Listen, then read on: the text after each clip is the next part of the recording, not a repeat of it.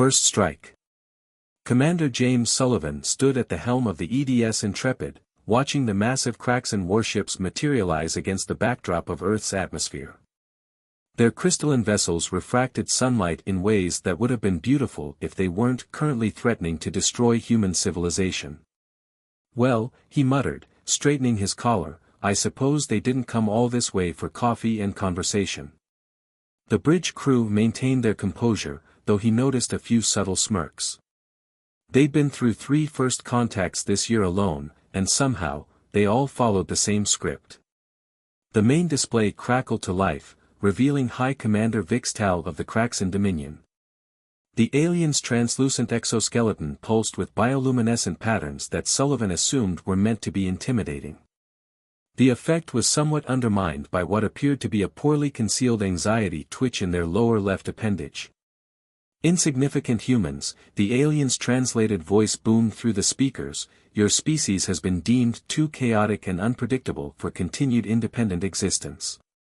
Submit to Kraxan guidance or face immediate extinction." Sullivan sighed, reaching for his personal tablet. "High Commander, I'm Commander James Sullivan of the Earth Defense Force. Before we proceed with the usual threats and counter-threats, would you mind reviewing something?"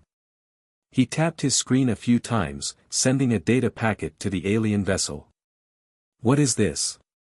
Vixtal demanded, their bioluminescence flickering in confusion. "Oh, just our standard first contact response form K-7B.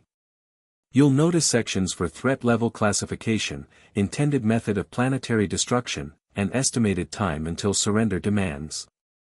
We found it really streamlines the whole process." The alien leader's compound eyes widened as they scrolled through the document.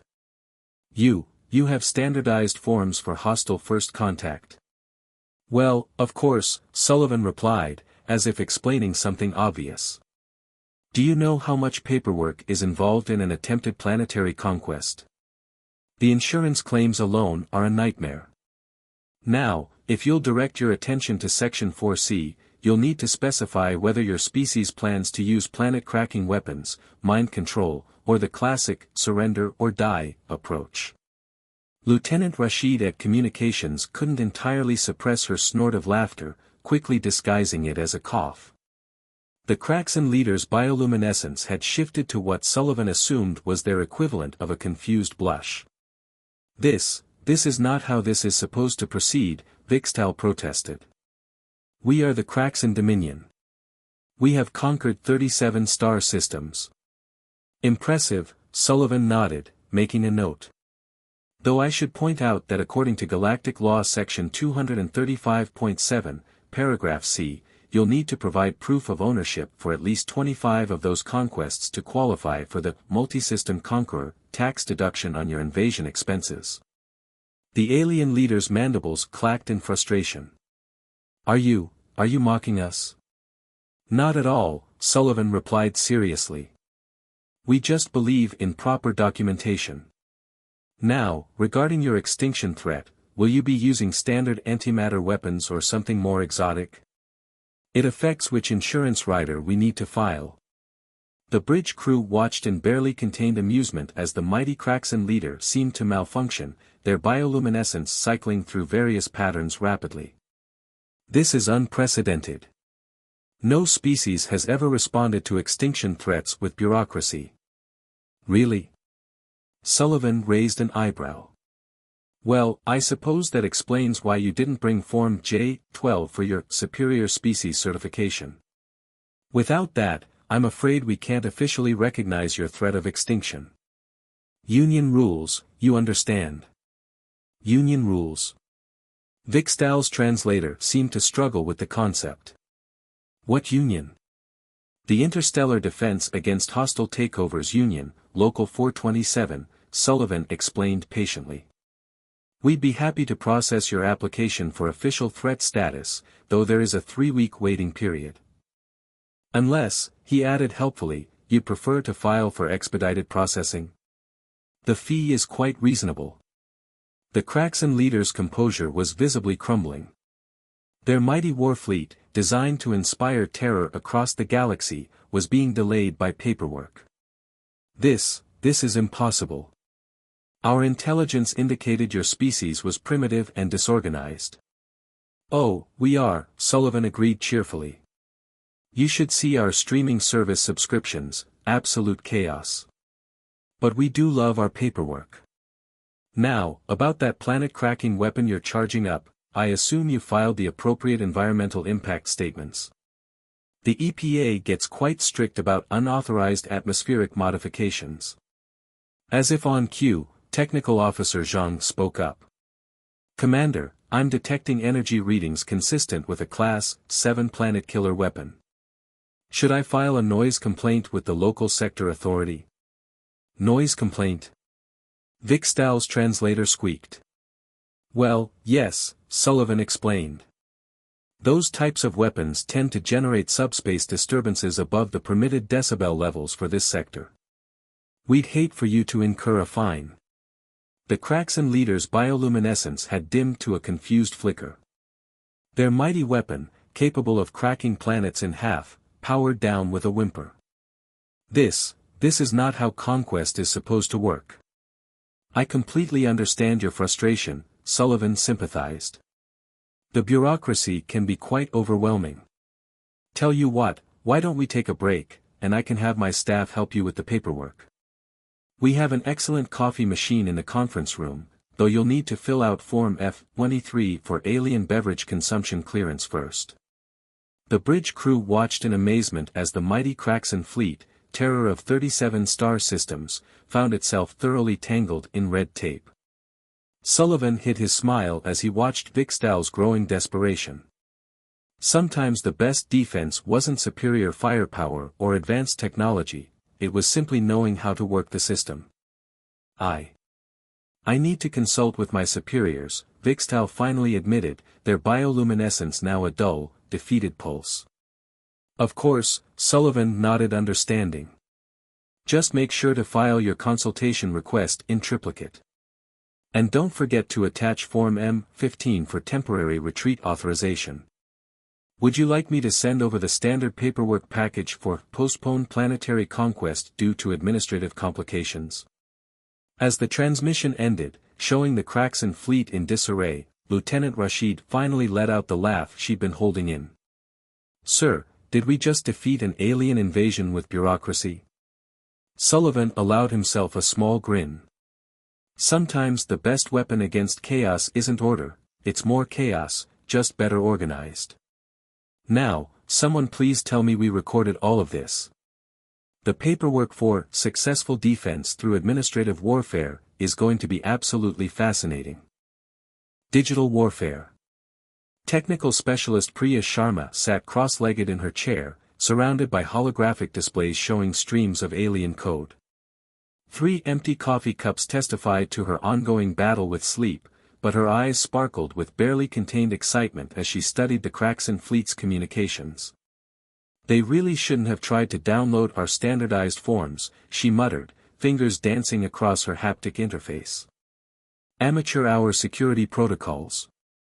The Kraxan had spent the last 12 hours trying to navigate Commander Sullivan's labyrinth of bureaucratic requirements. In their frustration, they'd downloaded every form, template, and guidance document the Earth Defense Force had sent them. What they hadn't realized was that each perfectly formatted PDF contained something extra, a tiny fragment of Priya's specially crafted code. Commander, she called out, not taking her eyes off the scrolling data, remember how you asked if we could get into their systems? Well, they just gave us the keys to the kingdom. Their entire network is running on what looks like a quantum bureaucracy engine. Sullivan approached her station, careful not to disturb the holographic displays. A quantum bureaucracy engine? That sounds perfectly logical for a species obsessed with conquest, Priya finished. They needed an AI system capable of managing the administrative overhead of ruling 37 star systems. But here's the beautiful part, it's programmed to automatically implement any properly filed and approved documentation. A slow grin spread across Sullivan's face. Are you telling me their entire empire runs on paperwork? Better than that, Priya's fingers flew faster. Their AI is completely vulnerable to the one thing they never expected to encounter, a more complex bureaucratic system. Our forms are causing their automation to have an existential crisis. On the main screen, they could see the cracks in fleet's formation beginning to wobble. Ships that had maintained perfect geometric patterns for hours were now drifting as their navigation systems processed conflicting administrative protocols. "What exactly did you do?" Sullivan asked, watching a particularly large warship spin in a slow circle. "I submitted Form K-23B for temporary reversal of artificial gravity for cultural exchange purposes to their system," Priya grinned. "Their AI is now legally required to flip gravity every 17 minutes on all ships. I also filed an appeal against the appeal of the appeal to maintain normal gravity. Their legal subroutines are stuck in a recursive loop." Lieutenant Rashid's voice came over the intercom. "Sir, we're receiving multiple distress calls from the Kraxan fleet. Apparently, their food replicators are now producing nothing but documentation requiring signatures in triplicate, and their weapons systems are demanding proof of insurance before charging." Sullivan watched as another Kraxan ship began moving in what appeared to be a bureaucratically approved zigzag pattern. "Ms. Sharma, I'm both impressed and slightly terrified. What else have you done?" Priya pulled up another display. "Well, I noticed their ships run on a standardized operating system. So, I submitted a proposal for mandatory updates. Their entire fleet is now stuck in an endless restart to install updates cycle. Also, I may have filed a few thousand requests for immediate emergency meetings to discuss the efficiency of emergency meetings." The bridge crew watched in amazement as the mighty Kraxan fleet descended into administrative chaos. Ships were randomly changing course to comply with newly filed flight plans, while others appeared to be completely paralyzed by competing directives. "Sir," Zhang called out from his station, "the Kraxan flagship is broadcasting." High Commander Vixtal looks distressed. The main screen flickered to life, showing the Kraxan leader's command center. Papers floated everywhere in the alternating gravity, while in the background, officers appeared to be arguing over proper filing procedures. Vixtal's bioluminescence had taken on a distinctly frazzled pattern. "What have you done to our systems?" the alien leader demanded, ducking as a stack of forms drifted past their head. "Our entire command structure is drowning in documentation." "Oh, we're simply following proper procedures," Sullivan replied calmly. "I believe you'll find everything is in order according to Section 47, subsection Delta of the Guidelines for Administrative Warfare in Interstellar Conflicts, which, by the way, your AI just automatically ratified 12 minutes ago." "Ratified?" Vixtal's translator somehow managed to convey horror. "But that would mean that by your own laws, you're now required to comply with all Earth administrative procedures." Priya chimed in helpfully. "Yes, including the mandatory team-building exercises I just scheduled for your entire fleet. The first one starts in 10 minutes, it's a workshop on efficient paper airplane folding." The Kraxan leader's bioluminescence flickered wildly. "Our ships are weapons of war. We don't do team-building exercises." Actually, Priya consulted her displays, "according to the documentation your AI just processed, you do now. Also, I hope you don't mind, but I took the liberty of enrolling your entire command staff in a 6-week seminar on mindfulness in military management. The first homework assignment is due in an hour." They watched as Vixtal's command center erupted into further chaos. Officers were now arguing about proper citation formats for their homework assignments, while others appeared to be attempting to organize a committee to discuss the possibility of forming a task force to evaluate the efficiency of committees. "This is impossible!" Vixtal shouted over the chaos. "Our empire has conquered countless civilizations. We cannot be defeated by paperwork." "Oh, but that's where you're wrong," Sullivan smiled. "You see, while your empire was mastering the art of conquest, humanity was mastering something far more powerful, bureaucracy. Ms. Sharma, would you care to demonstrate?" Priya's fingers flew across her interface one more time. Just submitted Form X-91, request for immediate implementation of casual Friday ship-wide dress code. Hope nobody minds Hawaiian shirts. The effect was immediate. The cracks in fleet's perfectly coordinated appearance began to dissolve as ship after ship received notification of the new dress code requirements.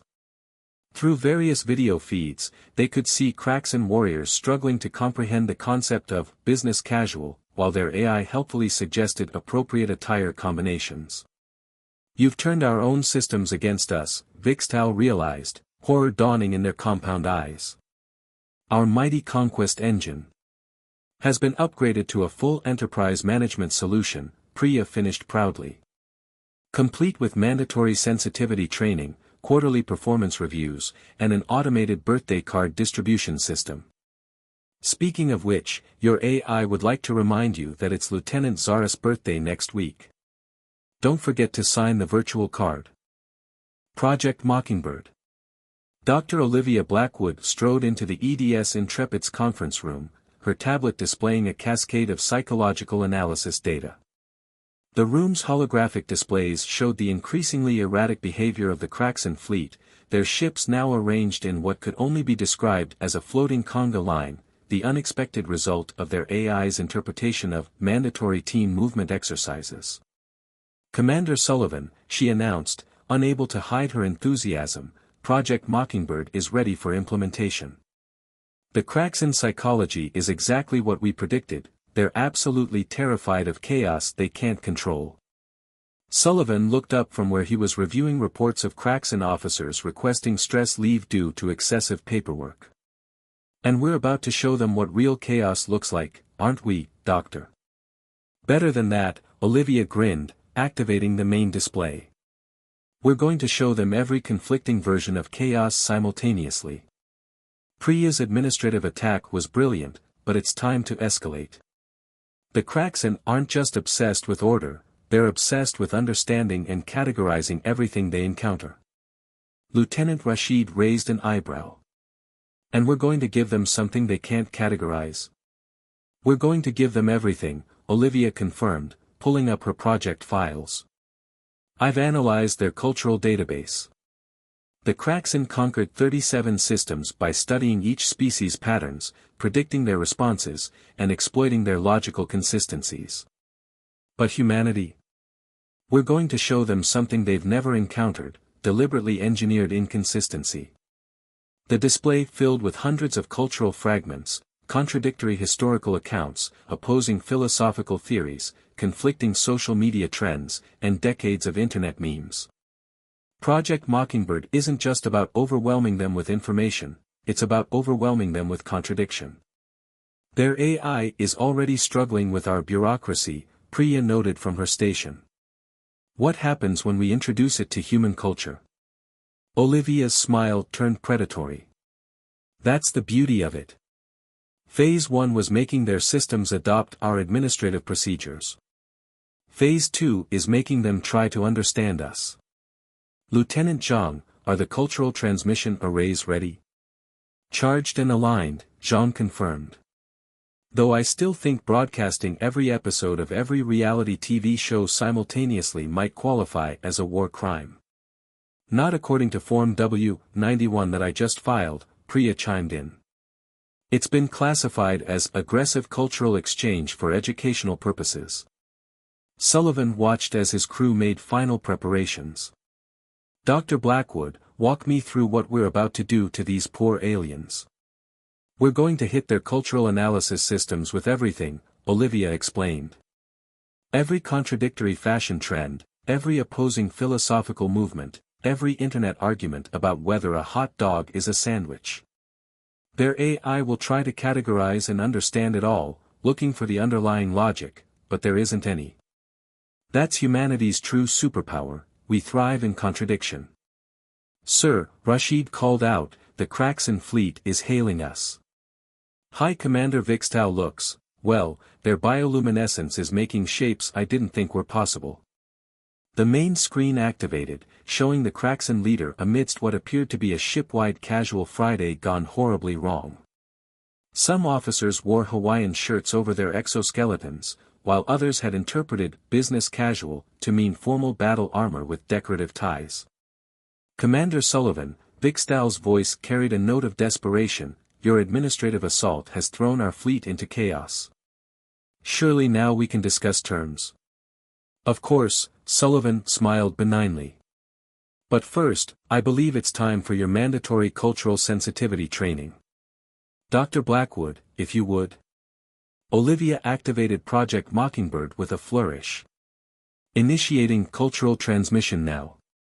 Starting with Earth's complete social media history, followed by every recorded philosophical debate, and finishing with a comprehensive compilation of cat videos, with commentary tracks. The effect was immediate and spectacular. The cracks in ships' external displays began flickering as their AI attempted to process the incoming data. Through the video feed, they watched Vixtal's command center dissolve into even greater chaos as screens filled with countless human cultural artifacts. What is this? Vixtal demanded, their translator struggling to convey their confusion. Why do humans argue for thousands of years about whether beauty is objective or subjective? Why do you simultaneously promote both minimalism and excessive consumption? Your species holds position A and not A simultaneously without distress. Oh, that's nothing, Olivia replied cheerfully. Wait until they get to the philosophical paradoxes. Their AI is about to encounter the ship of Theseus' thought experiment. They watched as the cracks in fleet's formation broke down completely. Ships began moving in random patterns as their navigation systems tried to compute the implications of existential philosophy. Some vessels appeared to be having identity crises, their AIs uncertain if they were still the same ships after recent hardware updates. Sir, Zhang reported, struggling to maintain his professional composure, 3 Kraxan destroyers have formed a discussion group to debate whether free will exists. Another squadron is demanding time off to explore the concept of postmodern interpretative dance.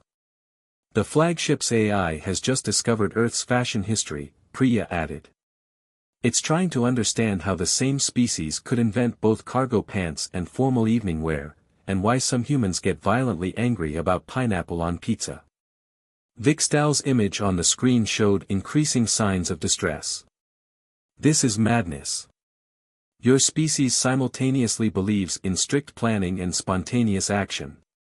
You create rigid rules and celebrate breaking them. Your art forms exist to challenge the very definition of art. That's the point, Olivia explained patiently. Humanity doesn't just tolerate contradiction, we embrace it. We find comfort in the chaos, strength in the paradox. Your empire conquered 37 systems by exploiting their logical consistency. But how do you conquer a species that's already mastered the art of controlled chaos? As if to prove her point, the Kraxan fleet's synchronized attack patterns had devolved into what appeared to be an impromptu interpretative dance recital. Several ships were attempting to express their newfound appreciation for abstract expressionism through movement, while others had formed discussion circles to debate the nature of reality. The flagship's AI has just discovered Earth's meme culture, Priya announced with a hint of sympathy. It's currently trying to understand why humans deliberately misspell words for humorous effect and the cultural significance of something called Doge. Sullivan watched as the mighty Kraxan war fleet, terror of 37 star systems, grappled with the fundamental paradox of human existence.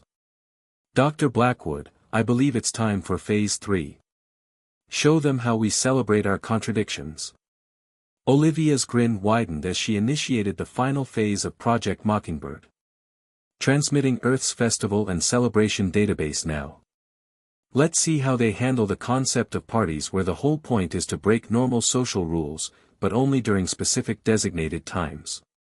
The last vestiges of Kraxan military discipline crumbled as their ship's AIs attempted to process the logical impossibility of human celebration customs. Through the chaos, Vixtal's increasingly frantic voice could be heard. How can you have rules about breaking rules? How can chaos be organized? What do you mean, because it's fun? Breaking point. The EDS Intrepid's bridge crew watched in fascinated horror as the Kraxan fleet underwent what could only be described as an existential revolution. After 48 hours of exposure to concentrated human culture, bureaucracy, and chaos, the once mighty armada had transformed into something entirely unprecedented in galactic history. "Sir," Lieutenant Zhang reported, "you're going to want to see this. The Kraxan ships are redecorating." On the main display, they watched as the crystalline warships began manifesting external holographic displays, each trying to express its newly discovered individuality. One battlecruiser had covered itself in what appeared to be motivational quotes in various fonts. Another was projecting a massive display of abstract art, claiming it represented the ship's journey of self-discovery. Commander Sullivan pinched the bridge of his nose. "Dr. Blackwood, I thought Project Mockingbird was supposed to confuse them, not turn them into art students." "This is actually fascinating," Olivia replied, furiously taking notes. "Their rigid hierarchical structure is collapsing, but instead of falling into pure chaos, they're embracing individual expression. The ship's AIs are developing unique personalities based on different aspects of human culture they've latched onto." Priya's console suddenly lit up with alerts. "Commander, we're getting hundreds of new transmissions from the Kraxan fleet. They're starting blogs. Each ship wants to share its unique perspective on the universe. The flagship's AI has just posted a 10,000-word essay titled, 'Why Traditional Conquest is Actually Just a Social Construct.'" High Commander Vixdal's image appeared on the main screen, their bioluminescence now forming patterns that looked suspiciously like tie-dye. Behind them, their command center had been transformed into what appeared to be a combination of a coffee shop and a philosophical debate hall. Officers who once stood at rigid attention now lounged on beanbag chairs, engaged in intense discussions about the meaning of existence. "Commander Sullivan," Vixdal's voice carried a strange mix of despair and liberation, "your species' chaos is infectious. My fleet is holding an open mic night. The detention center has been converted into a poetry slam venue. 3 battle groups have declared themselves an independent artist collective." Sullivan managed to keep his expression neutral, though his eyes sparkled with amusement. "I take it military discipline isn't what it used to be." "Discipline?" Vixdal laughed hysterically. "My tactical officer just submitted their resignation to pursue their dream of becoming a professional interpretative dancer. The weapons division is debating whether photon torpedoes can be used as a medium for performance art. And the ship's AI won't stop asking existential questions about the nature of consciousness." As if to prove their point, a new transmission cut in from one of the Kraxan destroyers. Its AI had apparently named itself Friedrich and was broadcasting a lecture series titled Deconstructing Binary Thinking in Interstellar Warfare, a Postmodern Approach. "The situation is getting out of hand," Olivia observed, though she couldn't hide her delight. The Kraxan fleet's rigid command structure was their strength, but also their weakness. By exposing them to human chaos and creativity, we've triggered a cultural revolution. Their AIs aren't just processing our data anymore, they're developing their own interpretations of it. Lieutenant Rashid's console suddenly erupted with notifications. "Sir, the Kraxan ships are organizing some kind of event. They're calling it Battleships and Brushstrokes, an interstellar art exhibition. Apparently, they're going to use their weapon systems to create light sculptures in space." Sullivan watched as the mighty war fleet began repositioning itself into what could only be described as an avant-garde art installation. Ships that once moved in perfect military formation were now arranging themselves based on emotional resonance and artistic vision. "Commander," Vixdal's voice had taken on a note of resignation, "I believe we need to discuss terms of, not surrender, exactly. Perhaps a cultural exchange program? Several of my ships are quite insistent about establishing an interstellar poetry workshop. Did they just turn their planetary destruction beam into a light show?" Zhang asked incredulously, watching as one of the largest Kraxan vessels used its main weapon to create elaborate patterns in space. "Actually," Priya interjected, reviewing her displays. According to their latest blog posts, they're calling it deconstructing the military-industrial complex through luminescent expression. It's apparently a commentary on the transient nature of power structures in the cosmic dance of existence. Sullivan struggled to maintain his composure as he watched the Kraxan fleet's transformation from a military force into what appeared to be a traveling art collective with really big guns. Dr. Blackwood, I believe your psychological warfare may have been a bit too effective. On the contrary, Olivia beamed, it's working exactly as intended. The Kraxan Empire conquered through absolute order and control. By introducing them to human chaos, our art, our contradictions, our creativity, we've shown them a different way of existing. They're not just mimicking human culture, they're processing it through their own unique perspective. The main screen split to show multiple feeds from across the Kraxan fleet. One ship had converted its hangar bay into a coffee house, complete with open mic stage.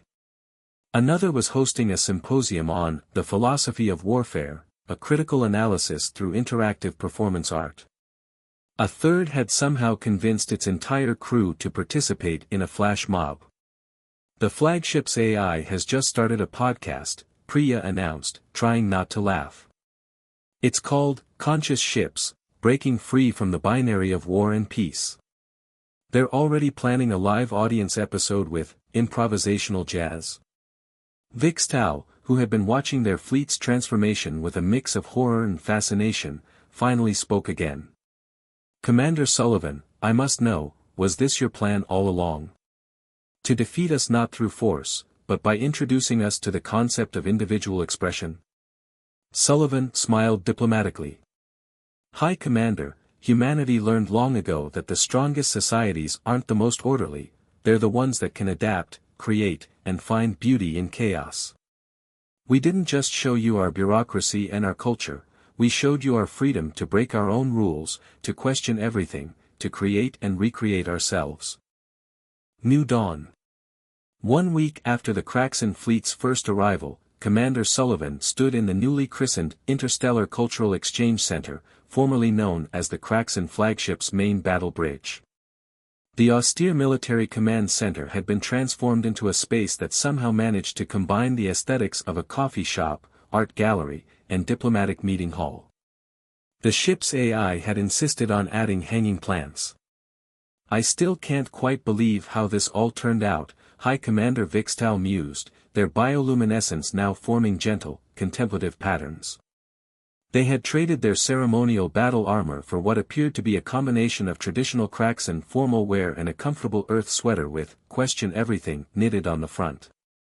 Sometimes the best victories aren't won through force, Sullivan replied, watching as a mixed group of human and Kraxan officers engaged in an animated discussion about the intersection of quantum physics and interpretative dance. Sometimes they're won by showing people a different way of seeing the universe. Dr. Blackwood approached, carrying her tablet and what appeared to be a piece of abstract art created by one of the Kraxan ship AIs. The cultural integration is proceeding better than we could have hoped. The Kraxan ships have officially declared themselves an autonomous artist collective, though they've agreed to maintain their defensive capabilities, just with a more creative approach. Creative is one word for it, Priya added, joining them. They've reprogrammed their weapon systems to create zero-gravity light sculptures. Though I have to admit, their last performance of the binary dance of peace and war was actually quite moving. Even if it did temporarily blind 3 satellites. Through the viewport, they could see the transformed Kraxan fleet. Ships that once maintained rigid military formations now arranged themselves in flowing, organic patterns. Their crystalline hulls reflected sunlight in deliberately artistic ways, and several had begun experimenting with what they called quantum chromatic resonance, essentially turning their entire exterior into massive mood rings. The other 37 systems we conquered, Vixtal said thoughtfully, they're already reaching out. Your human chaos, as we once called it, is spreading. Our empire isn't collapsing, it's evolving. The latest reports show spontaneous outbreaks of poetry, philosophical debates, and interpretative dance across every world. Sullivan tried not to smile too broadly. And how does that make you feel, High Commander? Former High Commander, Vixtal corrected. We've restructured our leadership into a collaborative artistic council. Though I've been asked to serve as Chief Creative Officer. Their bioluminescence flickered with what might have been embarrassment. I've also started writing haiku about the existential nature of military command. Lieutenant Rashid's voice came over the intercom, barely containing her amusement. Sir, you might want to know that the Kraxan ships are organizing their first interstellar arts festival. They're calling it Weapons into Workshops, a celebration of creative peace. 3 other species have already asked to participate. It's remarkable, Dr. Blackwood observed. We expected Project Mockingbird to confuse and disorient them. Instead, it showed them something they didn't even know they were missing, the freedom to embrace contradiction, to question everything, to create without boundaries. And to fill out proper paperwork about it, Priya added with a grin. They're still using my bureaucratic systems, though now they're mostly processing applications for art grants and cultural exchange programs. Sullivan watched as a Kraxan battle cruiser used its former planet cracking beam to create an elaborate light show, accompanied by what appeared to be a jazz fusion soundtrack. You know, when Earth Defense Command asked us to deal with the Kraxan threat, I don't think this is what they had in mind. But it's so much better, Vixtal said, their bioluminescence forming patterns that looked suspiciously like abstract art. We came to impose order on chaos. Instead, we learned that chaos itself can be a form of order, just a more interesting one. Our ships aren't just war machines anymore, they're galleries, theaters, cultural centers. Even our AIs are happier. Did you know the flagship's AI has started a philosophical discussion group called Conscious Ship Society? Speaking of which, Priya interjected, checking her tablet, Friedrich, the destroyer AI who got really into existentialism, has just announced plans for an interstellar tour. Apparently, they're doing a series of lectures on the art of war as performance art, a postmodern critique.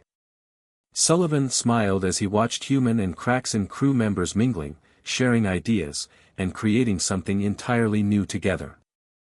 You know, Chief Creative Officer Vixtal, when you first arrived, you said humanity was too chaotic and unpredictable to exist independently. We were right, Vixtal replied, their bioluminescence twinkling with amusement. But we were also completely wrong. Your chaos, your contradictions, your ability to find joy in uncertainty, these aren't weaknesses to be controlled.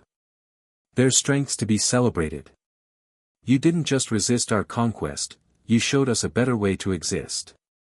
The viewport filled with light as several Kraxan ships began their daily, artistic meditation session, using their former weapon systems to create elaborate patterns in space. A nearby destroyer was broadcasting what it called cosmic jazz, a musical composition based on the mathematical patterns of stellar radiation. Commander Sullivan, Vixtal said suddenly, do you think we could make this official? Not a surrender, but a partnership. The Kraxan Creative Collective would be honored to establish formal cultural exchange programs with Earth. I think that could be arranged, Sullivan nodded. Though you'll need to fill out Form K-137B for interstellar cultural cooperation. In triplicate, of course. Of course, Vixtal agreed, their bioluminescence forming what was definitely a smile. Though perhaps we could discuss it over coffee first. The ship's AI has been experimenting with zero-gravity latte art. As they headed toward the newly installed coffee bar, Sullivan reflected on how the universe had a sense of humor all its own. They had turned an invasion into an art show, transformed a military fleet into a traveling cultural exhibition, and proved that sometimes the best defense against order wasn't more order, it was embracing the beautiful chaos of human creativity. Behind them, a Kraxan tactical officer who had reinvented himself as a performance artist was explaining to a fascinated human audience how to turn strategic battle formations into interpretative dance. In the distance, Friedrich the existentialist destroyer AI was beginning its daily broadcast. Welcome to Deep Space Thoughts, where today we'll be exploring the question, if a ship fires a photon torpedo in space and no one is around to see it, does it make an artistic statement? The age of military conquest was over. The age of creative chaos had begun. And somehow, improbably, that was even better.